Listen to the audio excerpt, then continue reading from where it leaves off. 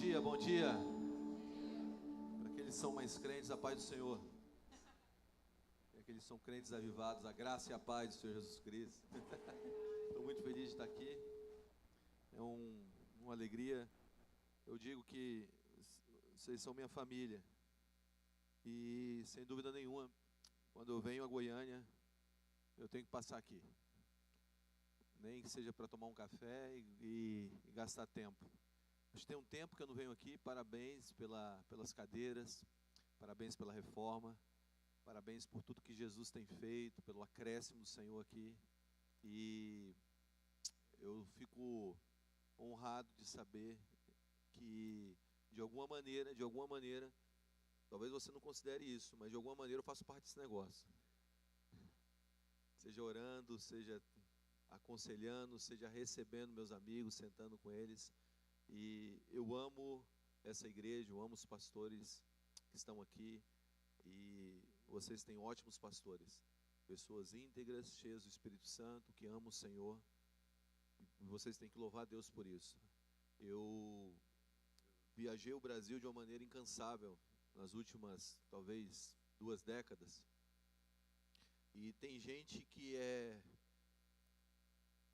fake, e parece o que não é, vive o que não fala e anda como se fosse. Mas tem gente que é real, e vocês têm pastores reais, pessoas que amam Jesus, pessoas que têm um coração entregue ao Senhor. Então eu quero honrar a vida dos pastores de vocês e honrar essa casa por ter líderes íntegros e líderes que amam o Senhor. Amém? E eu estou aqui com a minha família, parte da minha família. Eu estou aqui com o meu filho do meio, o Benjamin. Fica em pé aí, bem. Olha para trás, dá um tchau para a galera. Ele ama isso. Estou com a Emanuele também, minha filha menor. Fica em pé, Nuli. Sobe na cadeira aí. Dá um tchau para todo mundo. Estou com a minha esposa Mara.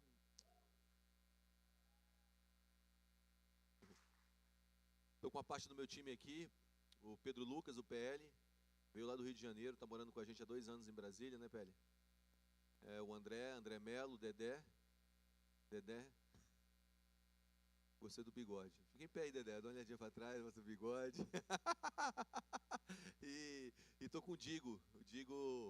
O Digo vai ter um filho agora, daqui a 1 mês e meio.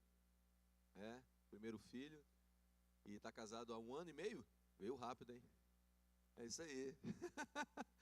E eu louvo a Deus pela vida deles. São pessoas que têm andado comigo já tem um tempo. E são meninos de Deus. Todos comprometidos já. O mais mala deles é o carioca. Eu não sei o que acontece no Rio, cara, mas no Rio... Tem algum carioca aqui? Deus te abençoe.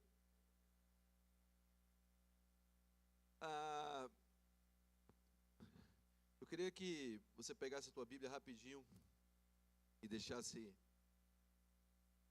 Não abra comigo logo. Em Hebreus 11:6. Hebreus 11:6.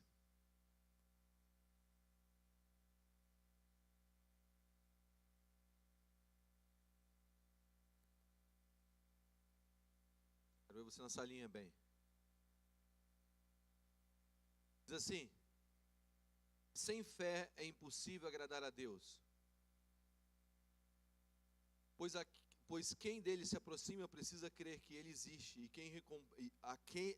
e que recompensa aqueles que o buscam. Vamos ler novamente? Sem fé é impossível agradar a Deus, pois quem dele se aproxima precisa crer que ele existe e que recompensa aqueles que o buscam. Sabe, eu cresci numa igreja desde os meus 7 anos. Meus pais se converteram quando eu tinha 7 anos de idade. E eu cresci nessa igreja batista. E meu pastor era um cara que se movia muito em fé. Eu vi dezenas de milagres acontecer, reuniões após reuniões. Ele abriu um culto às quartas-feiras à tarde.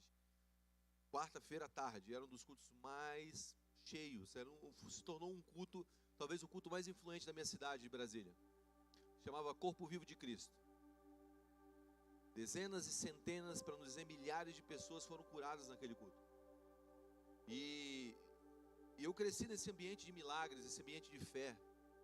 esse ambiente onde eu pude experimentar a presença real do Senhor. Meu pai se moveu muito em milagres. Me lembro quando eu tinha mais ou menos a idade do Benjamin, 11, 12 anos. Meu pai foi orar para uma menina no hospital de base de Brasília, um hospital público de Brasília. Nós entramos na UTI e a menina tinha sofrido um acidente no zoológico de Brasília. Um caminhão tinha soltado, tinha espremido o carro dela. Ela tinha tido morte cerebral. Meu pai entrou naquela UTI, colocou as mãos sobre a menina e falou: espírito de morte, vai embora. A menina sentou na cama na mesma hora. Ela voltou do coma e sentou na cama. E eu me recordo do pai daquela criança vindo correndo, se ajoelhando no chão e segurando a calça do meu pai, chorando. E meu pai: não, foi Jesus, fica em pé, foi Jesus.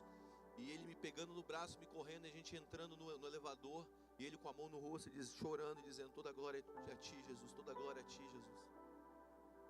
Eu tenho cenas de milagres na minha cabeça, várias cenas de um movimento sobrenatural do Senhor. Eu viajei muito tempo com um homem chamado Randy Clark. Eu vi dezenas e centenas de milagres. Mas em um determinado ponto da minha vida eu tive várias dúvidas. Dúvidas sobre, mesmo vendo milagres, dúvidas sobre a existência de Deus, dúvidas sobre o que eu estava fazendo realmente é o Senhor que me chamou para fazer, dúvidas sobre o ministério, dúvidas sobre o que eu deveria fazer da minha vida. Quando eu cheguei na minha idade de 17, 18 anos, o que eu vou escolher para ser, o que eu vou, para onde eu vou, dúvidas. E até hoje eu carrego tantas dúvidas dentro de mim. E alguns dias atrás, algo aconteceu comigo que me fez pensar. Algo aconteceu com a minha família. A gente tem um costume em casa, a Mara é responsável por isso. E se tem alguém que merece aplauso a isso, é a Mara. Ela bota as crianças para fazer devocional. Então todos os dias ela vai para o quarto fazer devocional. E quando eles não vão, o tom da voz vai aumentando. Vai para o quarto fazer devocional. E eles fazem devocionais todos os dias. Eu e Mara temos lutado para ensinar os nossos filhos no caminho do Senhor. Tem uma coisa que é desafiadora na vida: é ensinar filho. É conduzir filho aos caminhos do Senhor. É levá-los a entender o reino de Deus. E o Benjamin, que está sentado aqui, em uma das devocionais, fez uma pergunta para Mara. E a pergunta era: mãe, o céu realmente existe? E depois de Mara ter conversado com ele, ela me mandou uma mensagem: nós precisamos conversar. O Benjamin fez uma pergunta bem ousada assim: se o céu existia. E eu: como é isso? Que pergunta é essa? E eu desliguei o telefone com Mara e eu comecei a pensar: cara, onde é que a gente está errando?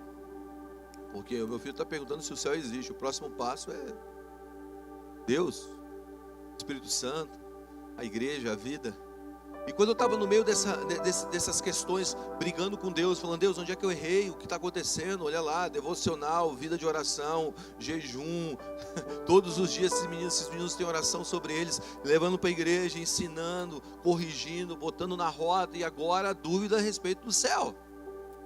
E quando eu estou questionando Deus no carro, Deus vira para mim e diz assim: quem disse que eu tenho um problema com dúvida? Você tem problema com dúvida, eu não tenho problema com dúvidas.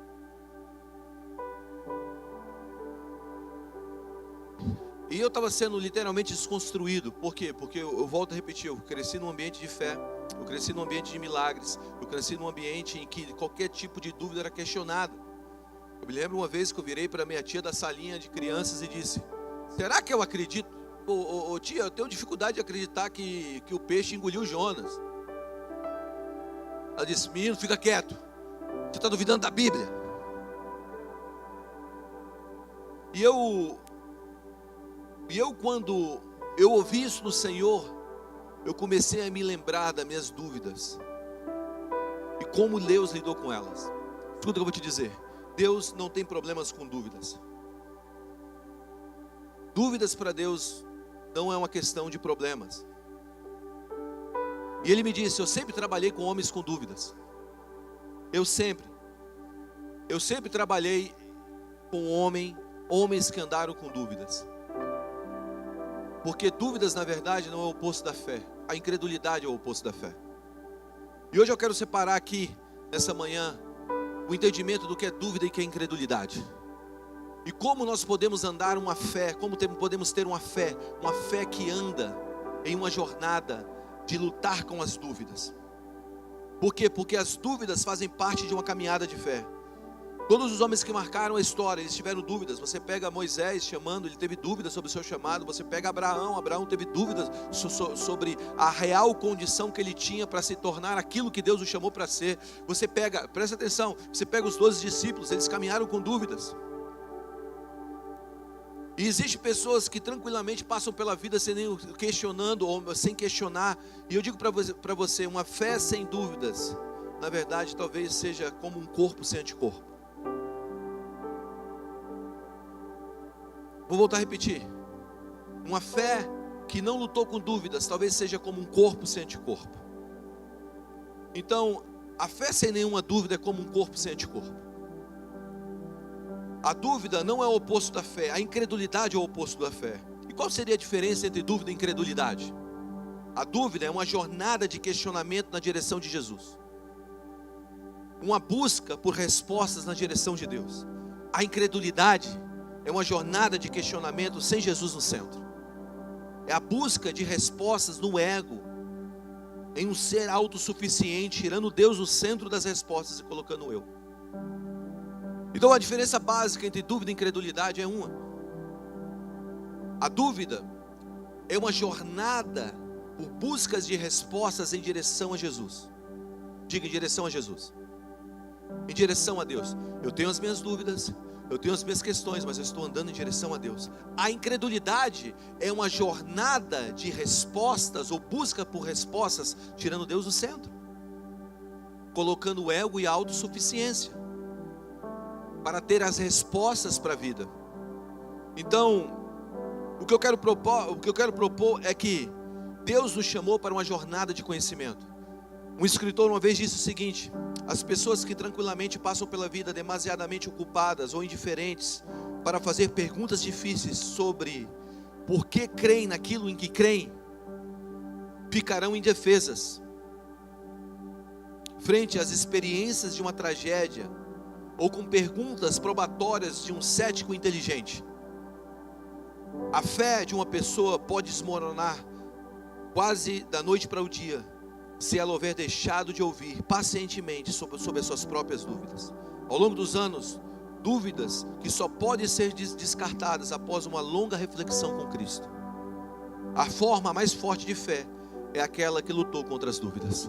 Diga comigo, a forma mais forte de fé é aquela que lutou contra as dúvidas. Talvez você esteja sentado aí, você jogou as suas dúvidas para um lugar dizendo: não mexa nesse negócio.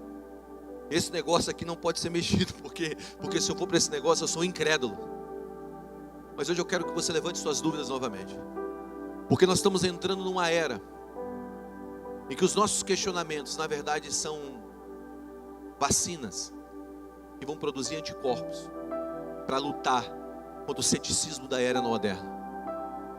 Então é uma hora da igreja se levantar e começar a trabalhar e a lidar com as suas dúvidas, com as dúvidas da sociedade e com as suas próprias dúvidas. E quando Deus estava me falando sobre isso, eu estava pensando, na verdade o que Deus está fazendo com o meu filho, Deus está amadurecendo a fé do meu filho, ainda pequeno. Porque os meus filhos fazem as melhores perguntas. Eu não sei se seus filhos são assim, mas as perguntas que meus filhos me fazem muitas vezes geram pregações. Teve uma agora que aconteceu, e numa devocional, eu estou no quarto, aí a Mara, vai perguntar para o seu pai. Aí a Isabela, a Emanuele chegou para mim com a pergunta: pai, e o Benjamin tentando responder a pergunta da Emanuele. E a pergunta era o seguinte: pai, quem foi que enganou Eva e Adão? Foi a serpente ou foi o diabo? Foi o diabo na serpente.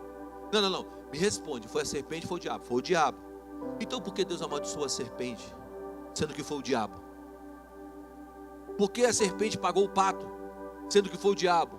Aí eu, sou pai, alô? Alô, tchau. Fui dar uma volta. E aí eles chegaram numa conclusão deles aí. Mas sabe essas perguntas? Eles ficam levantando esses questionamentos. E a verdade é que toda a história bíblica você vai ver em homens lutando com dúvidas. E isso é o amadurecimento da fé. Diga, lidar com dúvidas em direção a Jesus é amadurecer a fé. Porque quando Jesus nos salvou, Ele não nos abestalhou. Jesus não tirou a nossa inteligência. Jesus não tirou a nossa capacidade de pensar. Agora, toda a nossa capacidade de pensar não pode estar centrada no eu, não pode ser algo antropológico, algo voltado para o eu. Tem que ser algo externo. A tua resposta, a tua referência vem de alguém, de um ser que está sobre você. E é para lá que nós temos que apontar. E hoje eu quero falar de 3 histórias de homens que lidaram com dúvidas na Bíblia. Existem inúmeras, mas eu quero separar 3 histórias, porque elas mostram de onde as dúvidas vêm. E eu quero dar um antídoto para essas dúvidas. A primeira é do pai desgostoso ou desesperado. O pai desesperado. E está lá em Marcos capítulo 9. Marcos capítulo 9. Abre a Bíblia comigo em Marcos capítulo 9. Marcos 9. Vamos ler o texto de Marcos 9.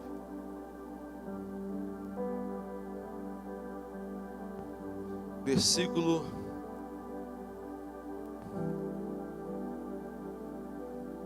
14. Marcos 9, 14. Diz o seguinte: quando eles se aproximaram dos discípulos, viram numerosas multidão ao redor e que os escribas discutiam com eles. E logo toda a multidão, a ver Jesus, tomando de surpresa, correu para ele e o saudava. Então ele interpelou os escribas: que é que discuteis com eles? E um dentre a multidão respondeu: mestre, trouxe-te o meu filho possesso de um espírito mudo, e este, onde quer que o apanhe, lança por terra, e ele espuma a boca, range os dentes e vai definhando. Roguei aos seus discípulos que expelisse, e eles não puderam. Então Jesus lhe disse: ó geração incrédula, até quando terei convosco? Até quando sofrerei? Traze-me aqui. E trouxeram-lhe. Quando ele viu Jesus, o espírito imediatamente se agitou com violência, e caindo ele por terra, revolvia-se espumando a boca. Perguntou Jesus ao pai do menino: quanto tempo isso acontece com ele? Desde a infância, respondeu o pai, e muitas vezes tem lançado ele no fogo, na água, para matar.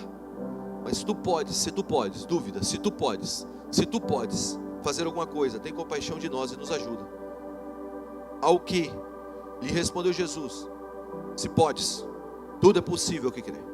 E imediatamente o pai do menino clamou com lágrimas: eu creio, ajuda-me na minha falta de fé. E vendo Jesus que a multidão concorria, repreendeu o espírito imundo, dizendo: espírito mudo e surdo, eu te ordeno, sai desse jovem e nunca mais torne a ele. E ele, clamando e agitando muito, saiu, e deixando como se estivesse morto, ao ponto de muitos disserem: o menino morreu. Mas Jesus, tomando pela mão, ergueu e levantou. Quando entrou na casa, os seus discípulos lhe perguntaram em particular: por que não podemos nós expulsá-lo, esse espírito? Respondeu-lhe: esta caça não pode sair, senão por meio de jejum e oração. Essa história é a história de um pai desesperado. Ele tem esse filho, que esse filho ele fica possesso desde os primeiros anos da sua vida. E o padrão era: ele era mudo. Isso o transformava, ou de alguma maneira afetava os seus ouvidos.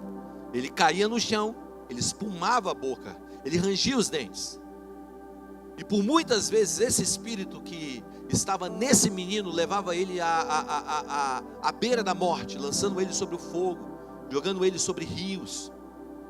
Então esse pai estava tão desesperado que um dia ele ouviu falar dos discípulos de Jesus e de Jesus. Ele pegou o seu filho e levou até Jesus, ou melhor, levou até os discípulos de Jesus. E quando chega perto dos discípulos de Jesus, os discípulos de Jesus não podem fazer nada por ele. E aí entra uma interrogação: será que Jesus pode? Então o pai leva até Jesus e pergunta: será que você pode fazer alguma coisa porque os seus discípulos não fizeram? Essa dúvida, ela é proveniente de uma experiência amarga. Ele teve uma experiência com os discípulos que não foi uma experiência boa. E essa experiência boa, não boa, agora refletiu na pessoa de Jesus. Sabe, muitas vezes nós estamos com dúvidas, ou as dúvidas que entraram no nosso coração, a fonte delas são as nossas experiências. Ah, eu orei por uma cura e não aconteceu, então Deus não cura. Ah, eu tenho um sentimento dentro do meu coração, sabe? Eu não consigo, eu sou um homem, não consigo sentir um sentimento por um outro, por uma mulher. Então logo eu sou um homossexual, ou estou vivendo numa homossexualidade. A minha experiência que eu tive está definindo agora o meu comportamento. E nós vivemos, essa geração, ela vive baseada nas suas experiências. As suas crenças estão baseadas nas suas experiências. O que está acontecendo com esse pai? Esse pai teve uma experiência amarga, e pela sua experiência amarga, agora a dúvida surgiu sobre realmente se Jesus poderia fazer algo. Hoje nós temos uma onda de desigrejados no Brasil, que tiveram uma experiência, segundo eles, amarga com a igreja. Agora, se a igreja me fez isso, então o próprio Senhor é responsável por isso. Agora você precisa entender algo. Nós não somos as nossas experiências, e nós não podemos abaixar Deus ao nível das nossas experiências. Nós temos que subir as nossas experiências ao nível de Deus, porque a verdade é que a jornada para resolver uma dúvida causada por uma experiência é você voltar a Jesus. O que o pai faz? O pai aponta a sua dúvida para Jesus. Ele diz: os discípulos não puderam, mas você pode. Deus não tem problema em lidar com as nossas experiências provenientes de uma, ou melhor, a nossa falta de crença proveniente de uma experiência ruim. Mas será que as nossas experiências estão alinhadas com a palavra? A Bíblia fala claramente em João 17:17: santificai-vos na palavra, a tua palavra é a verdade. Talvez a experiência que você teve na tua vida lá atrás está formando a maneira que você crê hoje. E a maneira que você crê hoje está vindo de uma experiência lá de trás. E talvez a tua dúvida de hoje seja porque aquilo não aconteceu na tua história. Vamos lá, eu tenho um pastor amigo meu, de uma igreja no Rio de Janeiro, e ele estava pousando depois de uma jornada de viagens. Ele pousou no Rio, e uma pessoa ligou para ele e disse o seguinte: pastor, você lembra aquele menino? Aquela mãe daquela criança? Pois é, aquela que nós oramos por leucemia, ela morreu. Nós estamos orando por ela por 1 ano, e ela morreu. E ele está ali, isolado no carro, dizendo: e agora, o que eu falo nesse velório? E quando ele está indo, uma outra pessoa liga para ele: você lembra aquela menina que era impossível dela se engravidar, e ela engravidou, e disseram que o bebê, que o feto estava morto? Pois é, o feto está vivo, a criança está viva, e agora, acabou de nascer, nasceu prematuro, mas está vivo.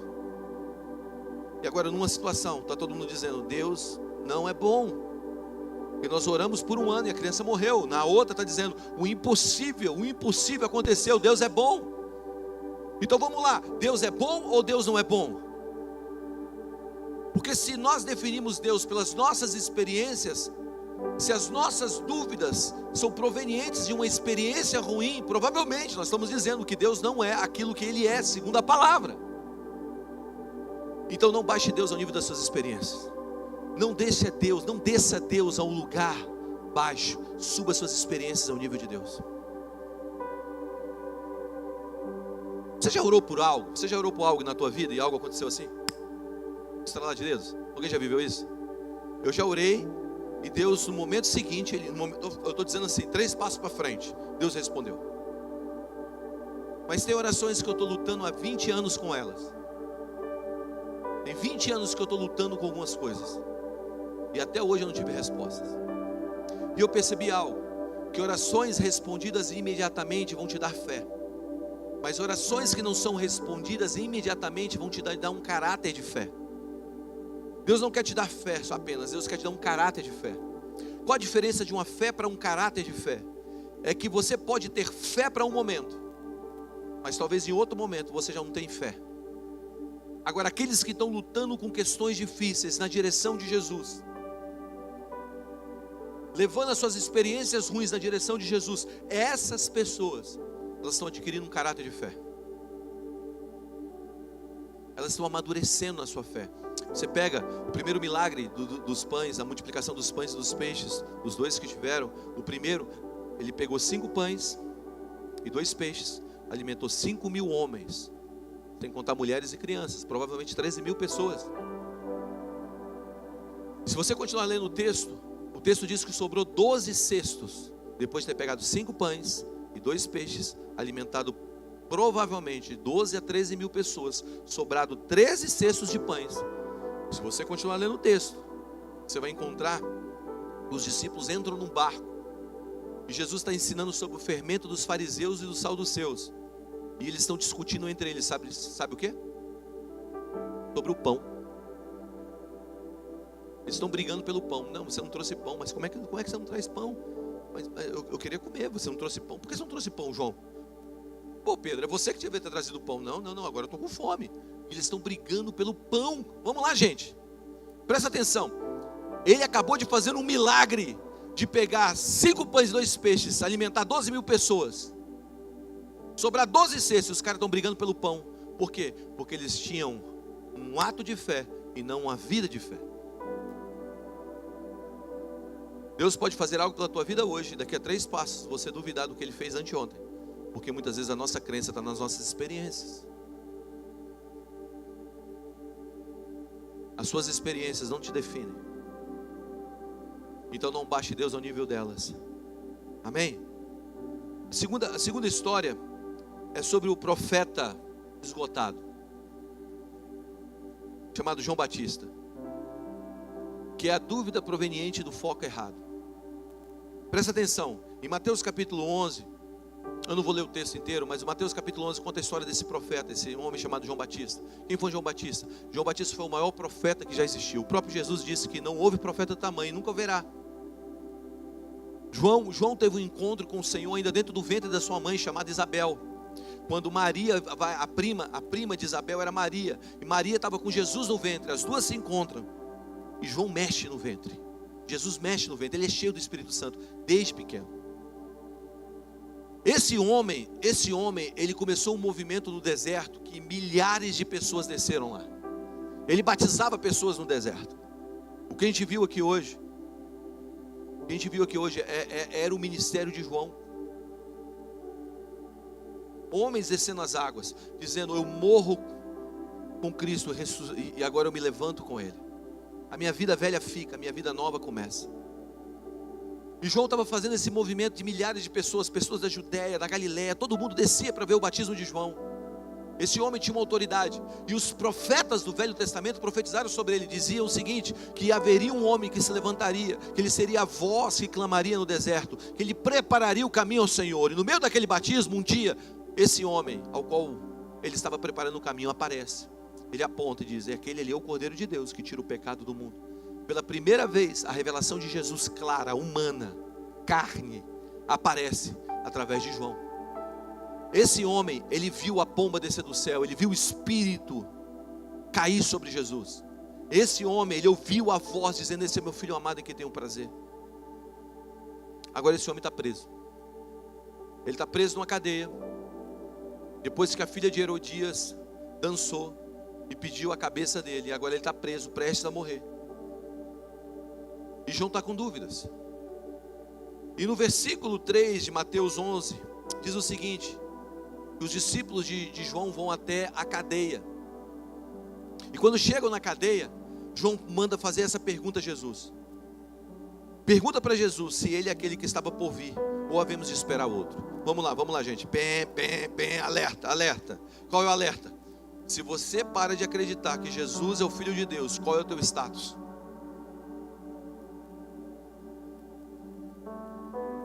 Vamos lá. É no mínimo duvidoso, para não dizer desviado.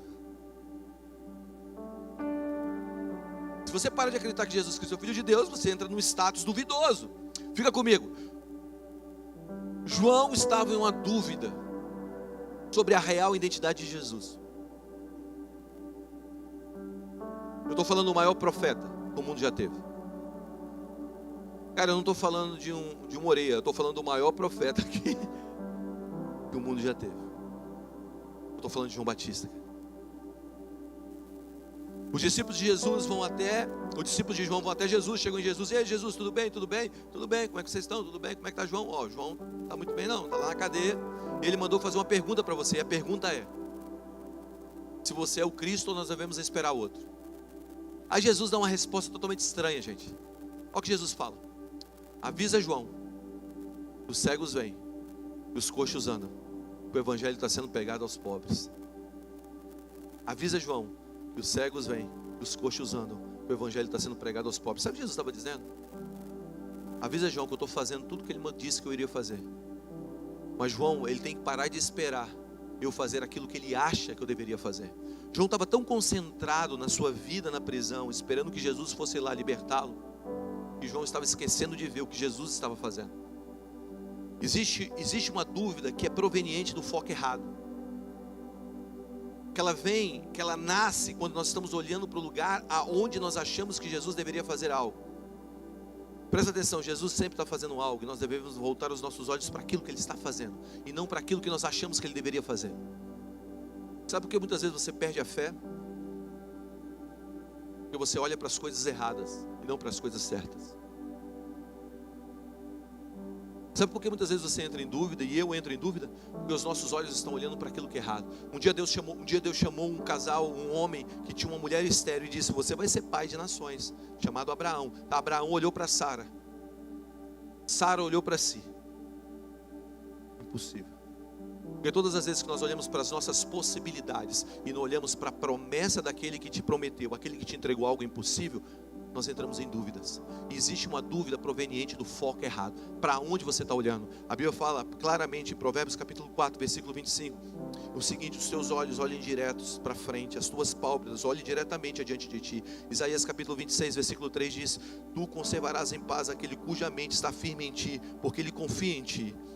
A 1 Coríntios 7, 20 diz: cada um fique na vocação que foi chamado, fique no raio de ação que foi chamado. Agora, o interessante é que João destinou a sua dúvida a Jesus. Ele disse: vai até Jesus. Vai até Jesus. O que é isso? Caminhe em direção a Cristo com as suas dúvidas.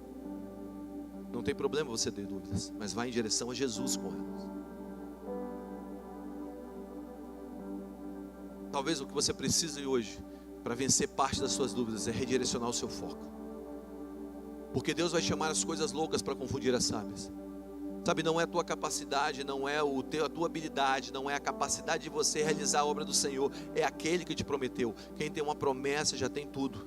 Quando Deus te prometeu algo, Ele não estava olhando para o teu desempenho, Ele não estava olhando para a tua força, Ele não estava olhando para a tua capacidade, Ele estava olhando para a capacidade dele. Porque tudo que Deus vai fazer é a partir dele, não a partir de você. Por isso Deus prometeu nações, pai de nações, a um casal que era estéril. Por isso Deus mandou um gago falar ao faraó: Moisés, gago, você será minha voz. Você está entendendo que Deus está chamando as coisas loucas para confundir as sábias? E se o seu foco estiver no lugar errado, a tua própria vida não vai florescer.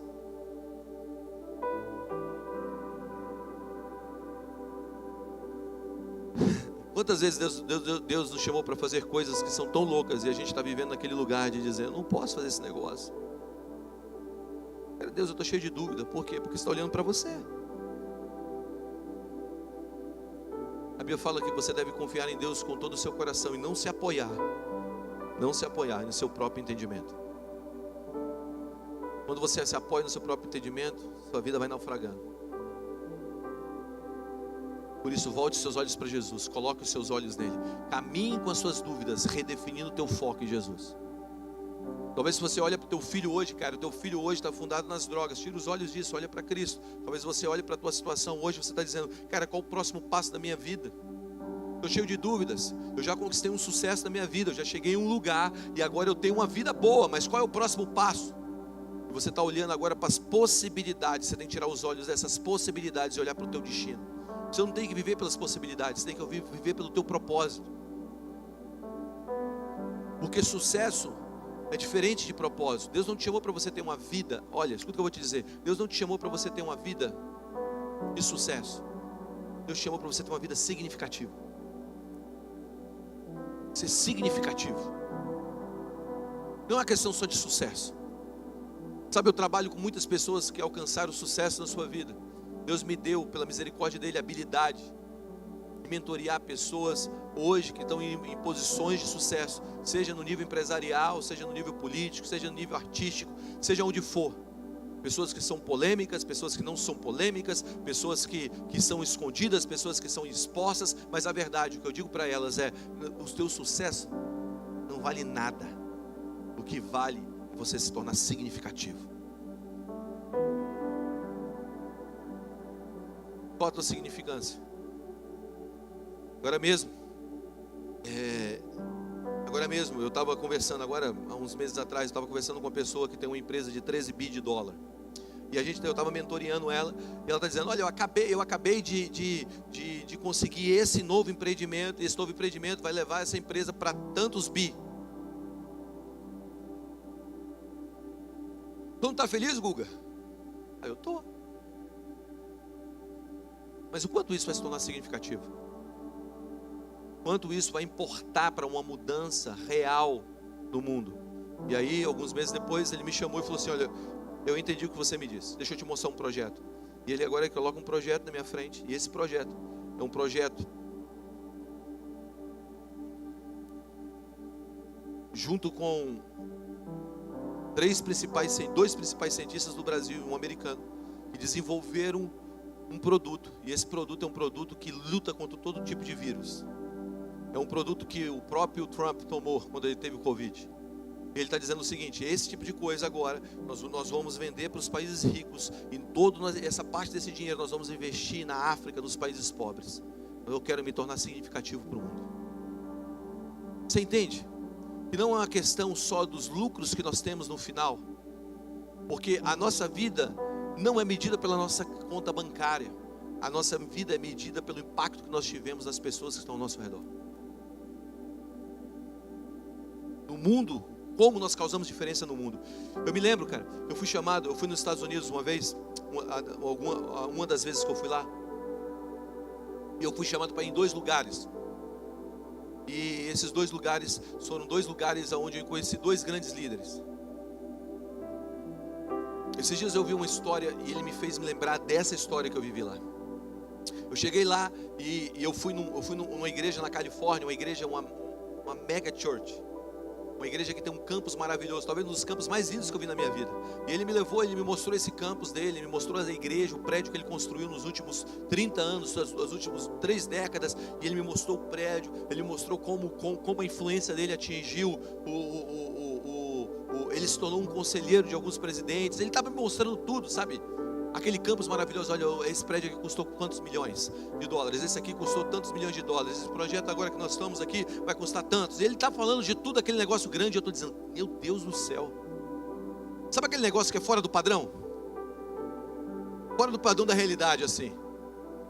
E eu fui embora dizendo: mano, que líder gigante é esse?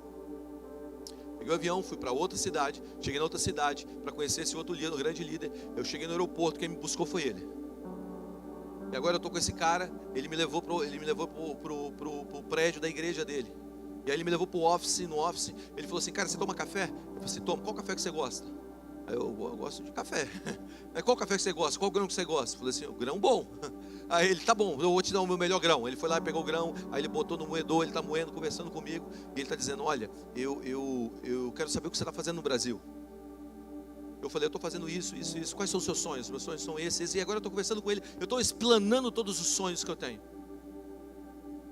E ele chamou lá o cara, um dos caras dele lá: ei, senta aqui, George. Senta aqui, George. E aí ele abriu lá os planos, me mostrou os planos, pediu para me mostrar meus planos para ele. Ele rabiscou junto comigo. E eu estou me sentindo tão valorizado naquele lugar. No final ele tirou uma oferta e me deu uma oferta. E eu fui embora, entrei no carro, estou indo embora, entrei no táxi, estou indo embora. E eu estou pensando: cara, um me mostrou coisas grandes, outros me fez sentir grande. Quem é o maior líder? Que mostrou coisas grandes ou que te fez sentir grande? E eu saí de lá com o entendimento de uma coisa: não é o quão grande coisas tão grandes que nós fazemos, mas é como nós causamos grandeza nas pessoas. Você entende? O maior líder não é aquele que constrói, é aquele que faz outros se tornarem grandes. O que eu quero propor para você nessa manhã é que nós precisamos redefinir o nosso foco. E quando nós redefinimos nosso foco, uma coisa que precisa estar no nosso foco são pessoas. Volte seus olhos para as pessoas, enxergue elas. E terceiro e último, homem que lidou com dúvida. é um homem chamado Tomé. Tomé. Acho que todo mundo aqui já ouviu falar de Tomé. A gente chama Tomé de um incrédulo. Coitado de Tomé. Tomé é um incrédulo. Quem era Tomé? Tomé era um dos 12 discípulos de Jesus. E agora viraram 11. Jesus morre. Jesus morreu na cruz. E agora Jesus ressuscita. Jesus então, ele faz uma visita aos discípulos que estão escondidos em uma sala. A Bíblia fala que ele entra pela porta, ou melhor, atravessa a parede. E quando ele atravessa a parede, Tomé não está lá naquela reunião. O que Tomé está fazendo? Sei lá o que Tomé está fazendo. Eu acho que Tomé foi comprar comida. Por que você acha isso, Gua? Porque crente só come. Crente gosta de fazer comer. Então, provavelmente Pedro virou para Tomé e falou assim: vai comprar comida. Não está escrito na Bíblia, tá, gente? Então, estou brincando. Aí ele foi lá comprar comida. Ele comprou, então ele está voltando. E quando ele chega, está no final de um culto de domingo assim. Todo mundo chorando, os cabelos bagunçados, caído no chão. Final de conferência Freedom. Final de culto Freedom. E aí Tomé entra com lanche. Não tinha iFood na época. Aí ele entra com a comida e todo mundo olha para Tomé. Todo mundo olha para Tomé, Tomé olha para todo mundo e diz: o que está acontecendo aqui? Tomé, não vai acreditar no rolê, o que rolou aqui, cara. O rolê foi absurdo. Jesus apareceu aqui. Jesus apareceu. Eu fico imaginando Pedro chorando, João derramado no chão. Aí Tomé diz assim: não boto fé não. Dúvidas? Não boto fé não. Aí Pedro está dizendo: não, Tomé, é verdade, Jesus esteve aqui. Não, ele morreu, cara. Jesus estava morto. 3 dias atrás, nós estamos escondidos aqui para a gente não morrer. E você está me dizendo que Jesus apareceu aqui. Não acredito nisso. Não, Tomé, é verdade. Jesus atravessou pela parede. Ele apareceu aqui. Ele diz: paz esteja convosco. É Ele. E aí Tomé, lá em João capítulo 20, versículo 28, diz o seguinte: se eu não vir as mãos e os sinais dos cravos, e ali não puser o meu dedo, e não puser a minha mão do lado de Jesus, onde a lança entrou, de modo algum vou acreditar. Não vou acreditar. Eu só acredito se eu tocar. Eu só acredito se eu tocar em Jesus. Por quê?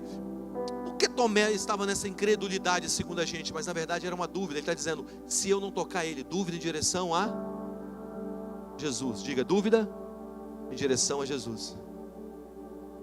Por que Tomé estava com essa dúvida? Porque havia uma crença. Se hoje é difícil de acreditar para muitos que Jesus ressuscita pessoas, naquela época era muito mais difícil. Porque havia uma crença no mundo antigo que não havia ressurreições de mortos. E essa crença era uma crença latente. Então a dúvida que Tomé tinha era uma dúvida proveniente de uma crença. E essa crença levava ele a um lugar de não ter, escute, não ter qualquer possibilidade de acreditar naquilo. Mas agora ele direciona a sua dúvida em direção a Jesus. O que ele disse? Jesus, se você me deixar tocar nas suas mãos, e aqui, beleza, eu vou crer. E aí Jesus aparece. Jesus aparece e fala bem assim: toque em mim. Ei, toque em mim. Escuta o que eu vou te dizer. Jesus permitiu Tomé tocar nele. Aí você pode dizer assim: ah, mas ele chamou Tomé de um homem de pequena fé, bem-aventurado aqueles que não viram e creram. Só depois que ele permitiu que Tomé tocasse nele. Porque Deus vai trabalhar com o teu nível de dúvida. E depois ele vai dizer: olha, o nível maior é esse, venha para ele. O que eu quero propor nessa manhã é que talvez muito das nossas crenças tenham sido limitadores para a nossa história. Porque Deus quer mudar a sua maneira de pensar. Deus quer mudar as suas crenças. Presta atenção, uma experiência gera uma crença gera um comportamento repetitivo se forma uma cultura. Talvez o teu sistema de crenças não te coloque em um lugar de avanço na sua fé. Por isso a coisa mais importante é remodelar o seu sistema de crenças. E como eu remodelo o meu sistema de crenças? Através de experiências. Por isso Jesus quer te dar uma experiência que vai remodelar a sua crença. O que eu quero que você entenda é isso aqui. E Deus não tem problema com as suas dúvidas. Mas você tem que saber para onde direcionar as suas dúvidas. Há muitas razões para duvidar, mas há uma razão para crer. Há muitas razões para duvidar, mas há uma razão para crer. Há uma razão para crer.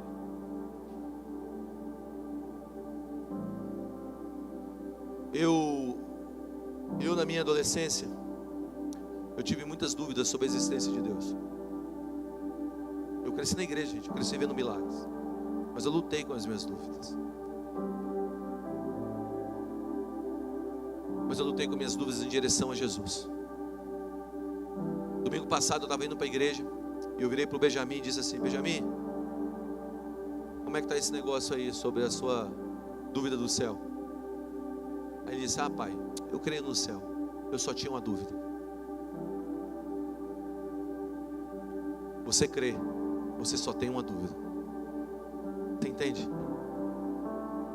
O que eu quero propor nessa manhã é uma fé robusta. É uma fé que lutou com dúvidas. Não tem problema você ter dúvidas, mas direcione elas a Jesus. Ande para Jesus com elas. Ande com Jesus com elas, porque essa atmosfera de você estar com Cristo, isso vai achar caminhos que outros não andaram ainda. Eu moro numa cidade de Brasília. Em parte dela ela é muito cética.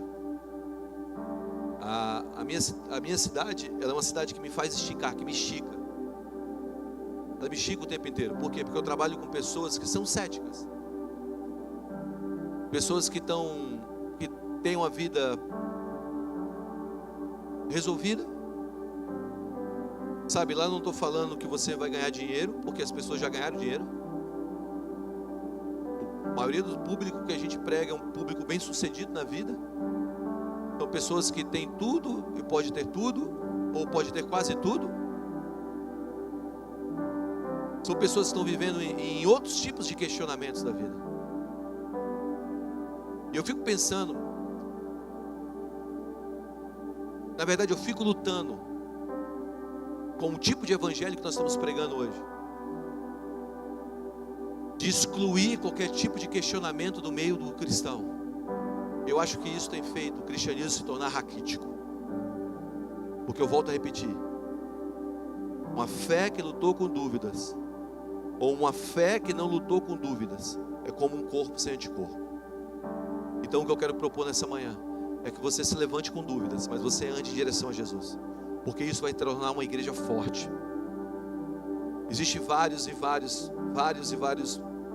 movimentos acontecendo hoje, de pessoas que estão firmando a sua vida em cima das suas experiências. Eu tenho um menino que virou para mim, e eu encerro com essa história. Ele virou para mim e falou assim: Guga, eu luto com a homossexualidade desde quando eu era pequeno. E eu, Ele falou assim: eu tive minha primeira experiência homoafetiva aos meus 11 anos de idade com meu tio. Você está entendendo? Eu sou gay. Eu disse: vou te mostrar o que a Bíblia fala sobre você. Passamos o homem a nossa imagem e semelhança, homem e mulher, e o fez. Homem e mulher o fez. É isso que a Bíblia diz. Você está dizendo que você é a sua experiência? Não, você é o que a Bíblia diz. Sabe, ele lutou contra esse negócio. Hoje ele está livre. Mas ele lutou, ele pegou a experiência dele e disse: a minha experiência não é a minha crença. A minha experiência não é a minha verdade. Eu quero propor para você que a sua experiência não é a sua verdade. Então é a hora de você se levantar. Você tem algum tipo de dúvida hoje, e você quer andar em direção a Jesus com a sua dúvida, seja qual for, eu queria que você se colocasse em pé nessa manhã.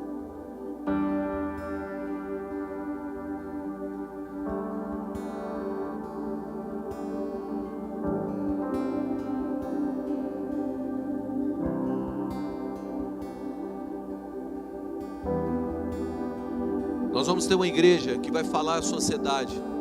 Por isso que você vai fazer agora. Essa igreja que vai falar à sociedade, essa igreja, ela tem uma característica. Ela não está excluindo os problemas da sociedade. Ela está lutando, trabalhando com as suas dúvidas em direção a Deus e alcançando respostas para dar ao mundo.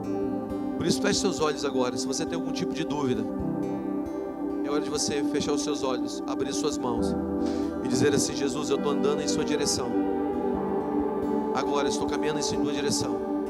carregando as minhas dúvidas, andando em sua direção. Sobe as suas mãos e feche seus olhos. Dúvida não é o oposto da fé, incredulidade é. Vou repetir, dúvida não é o oposto da fé, a incredulidade é. Há muitas razões para duvidar, e há uma só razão para crer: Jesus Cristo. Qual a diferença de incredulidade e dúvida? A incredulidade é a busca de respostas no eu, na autossuficiência. A dúvida não. A dúvida é uma busca de respostas na direção de Jesus.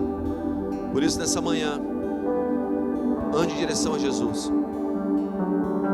Talvez você tenha dúvidas sobre a sua identidade. Você está vivendo uma vida de tanto pecado, cara, caindo toda hora. Você está dizendo: será que um dia eu vou conseguir ser esse negócio chamado cristão? Escuta o que eu vou te dizer.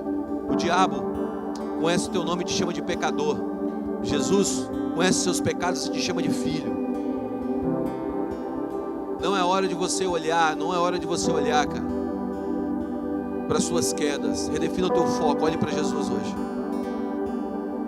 Apenas diga: eu estou andando na sua direção, Jesus. Eu estou andando na sua direção, step by step, passo a passo, olhando para Jesus, passo a passo. Talvez as suas dúvidas é o início da jornada de resposta para uma geração que não tem caminho.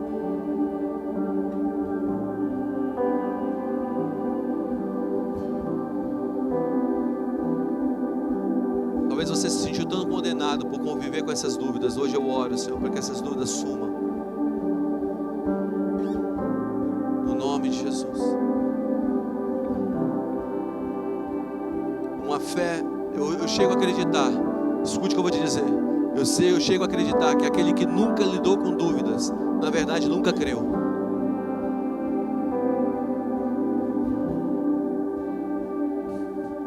Aquele que nunca lidou com dúvidas, na verdade talvez nunca creu. Por isso eu quebro o poder da condenação de pessoas que estão vivendo com dúvidas, estão se sentindo condenadas.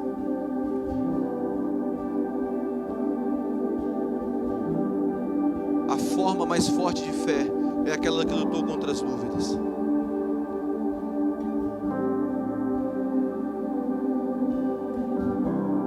O anticorpo é você andar nessa jornada agora. Senhor, eu oro por respostas, mas não por respostas fáceis.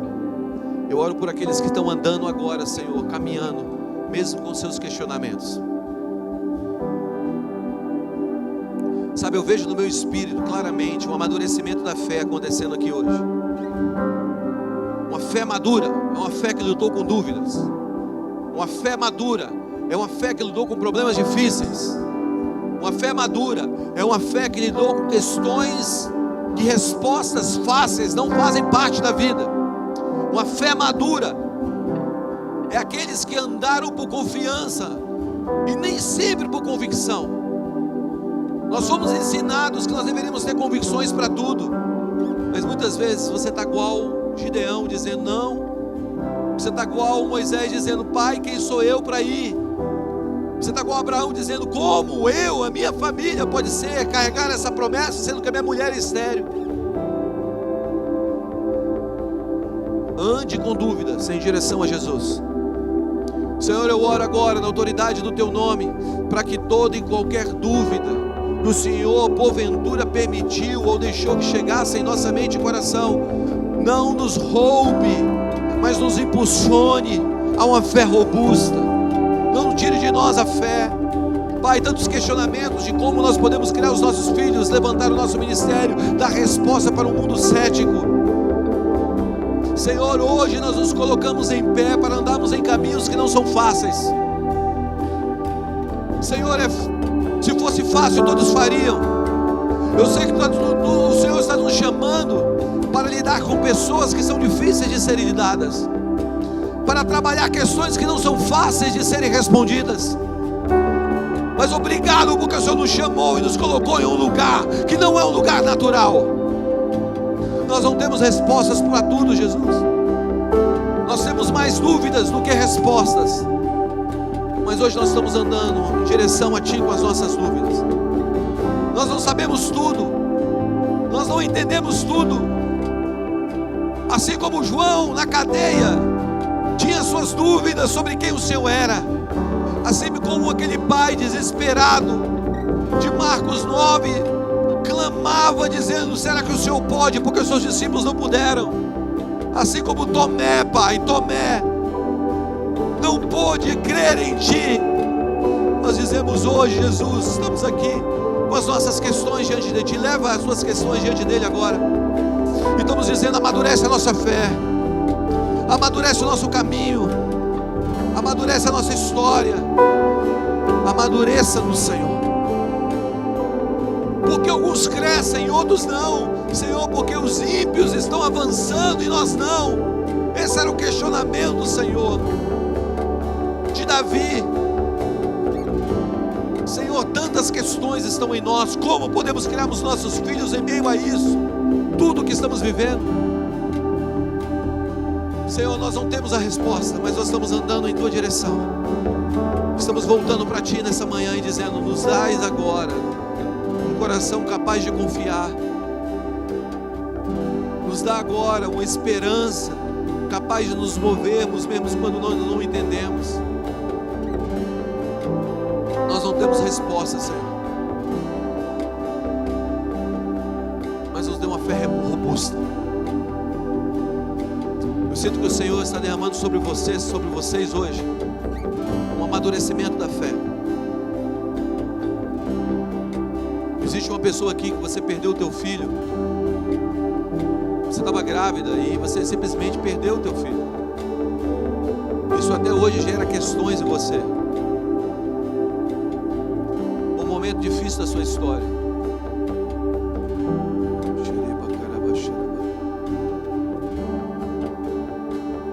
Ele não desenvolveu no teu ventre. Hoje o Senhor está vindo sobre você com um bálsamo de cura no teu coração. Se essa palavra faz sentido para você, só levanta a sua mão e deixa o Senhor cair sobre você, onde você estiver. Faz sentido para você? Levanta bem alto a sua mão.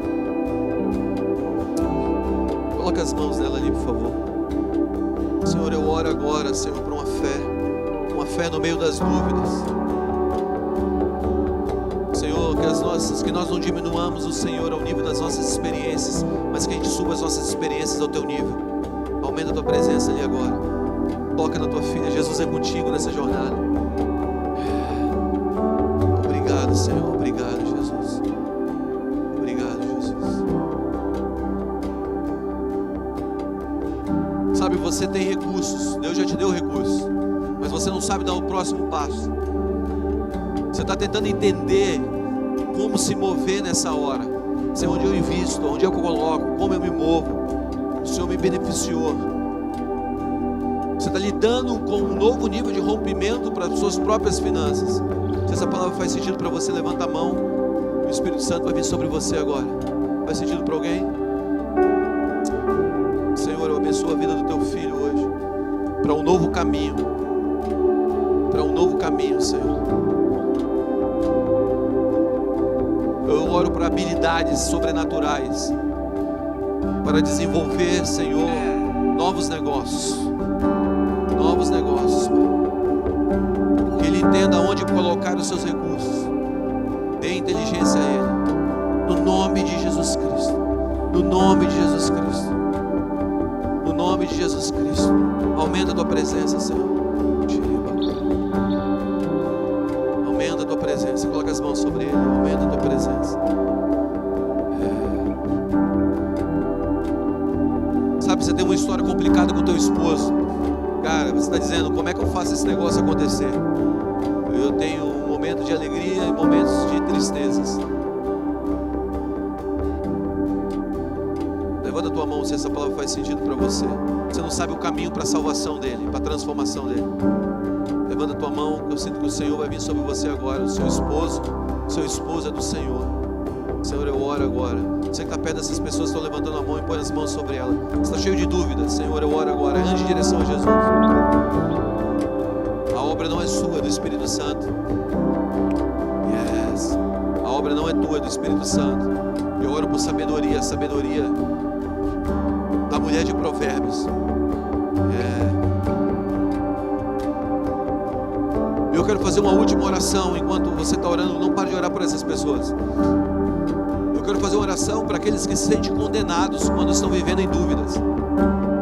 Sabe, você se sente condenado. A religião colocou uma capa sobre você que você sempre está condenado. Mano, eu não posso duvidar desse negócio, sabe? Eu não posso entrar nesse campo. Mas eu quero dizer para você, é nesse campo que a tua fé vai se tornar robusta. Se essa palavra faz sentido para você, levanta a mão.